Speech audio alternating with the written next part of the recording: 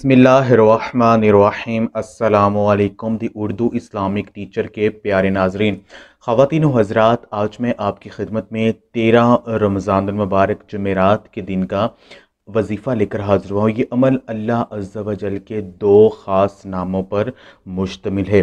اگر آپ کو ایمرجنسی پیسوں کی ضرورت آن پڑی ہے اور آپ کے پاس وسائل نہیں ہیں اور آپ چاہتے ہیں کہ آپ کی جو مالی پریشانی ہے وہ حل ہو جائے، تو جمعرات کے دن اللہ عز و جل کے یہ 2 نام، ان کا وظیفہ آپ اس طرح سے کر لیجئے جیسا کہ ہم آپ کو بتائیں گے، تو انشاءاللہ تعالی یقین مانیے صرف ایک دن میں ہی جو آپ کے پیسوں کا انتظام ہے وہ ہو جائے گا۔ اللہ پاک آپ کی جو ضرورت ہے اس کو پورا فرما دیں گے۔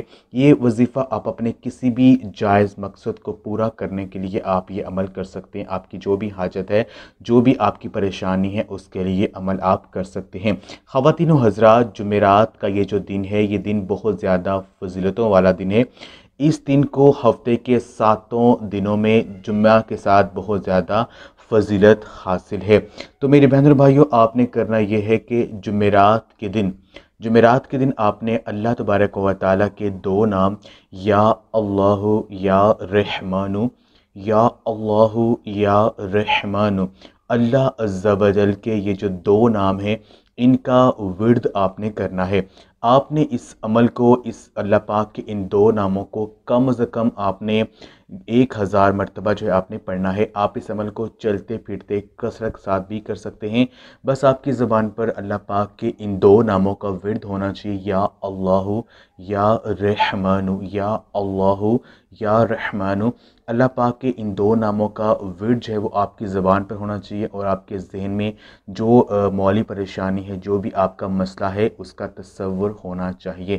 انشاءاللہ تعالی اس خاص دن کی بدولت سے اور اس مہینے کی برکت سے اللہ پاک آپ کی جو مالی پریشانی ہے، جو بھی آپ کا مقصد ہے، اس کو پورا فرما دیں گے۔